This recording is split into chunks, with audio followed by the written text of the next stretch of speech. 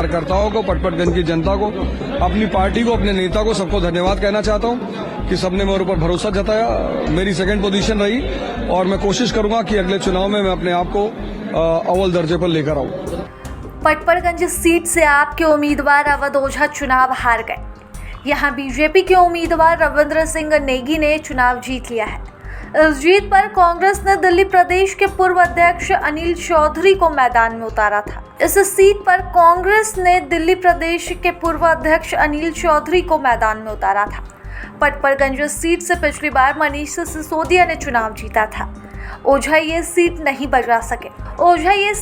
बचा सके। इस बार सिसोदिया को जंगपुरा से मैदान में उतारा गया था, हालांकि वह भी हार गए। सिसोदिया को बीजेपी के तरविंदर सिंह मारवाह ने हराया। हार को स्वीकार करते हुए अवध ओझा ने कहा, ये मेरी व्यक्तिगत हार है, मैं इसकी जिम्मेदारी लेता हूँ। अगला विधानसभा चुनाव फिर पटपड़गंज से ही लड़ूंगा। मैं लोगों से कनेक्ट नहीं कर सका, मेरे पास कम समय था। 1 महीने में मैं जितने लोगों से जुड़ पाया उतना वोट मुझे मिला। दिल्ली में आपको बुरी तरह हार का सामना करना पड़ रहा है। इस सवाल पर उन्होंने कहा कि मेरे पास कोई सूचना नहीं है, मैं सूचना मिलने पर बोलूंगा।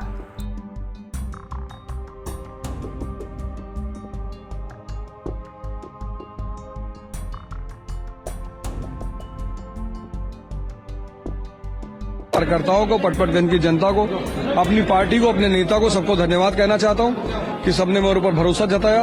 मेरी सेकंड पोजीशन रही और मैं कोशिश करूंगा कि अगले चुनाव में मैं अपने आप को अव्वल दर्जे पर लेकर आऊं।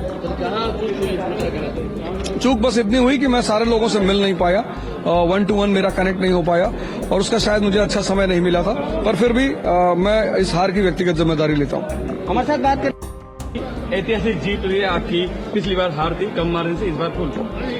ये मेरे लिए बड़ा सौभाग्य का विषय है कि मेरे प्रधानमंत्री माननीय नरेंद्र मोदी जी के चेहरे पे हम दिल्ली में चुनाव लड़े और कहीं ना कहीं उनका पूरा आशीर्वाद रहा सभी पे। और जिस प्रकार उन्होंने आम आदमी पार्टी के बारे में बताया कि ये आपदा है, दिल्ली से हटाओ, तो लोगों ने उनका कहना माना, आपदा हटाओ, दिल्ली बचाओ।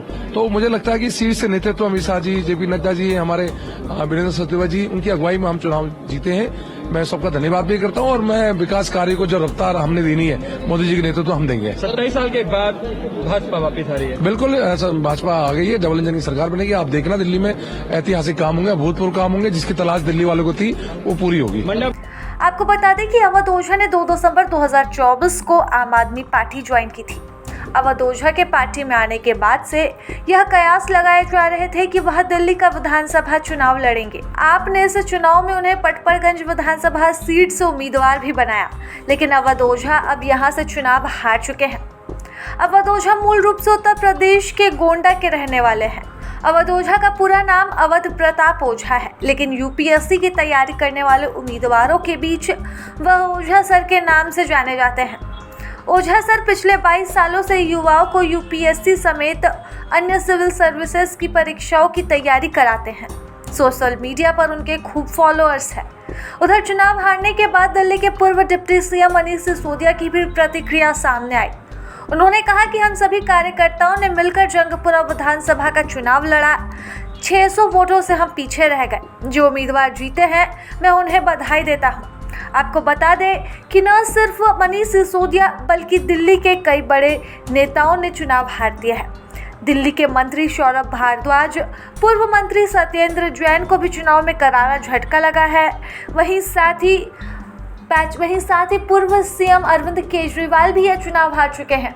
केवल कालकाजी सीट से आतिशी ने अपनी सीट बचाई है। प्रभातखबर.com, विश्वास वही, रफ्तार नहीं।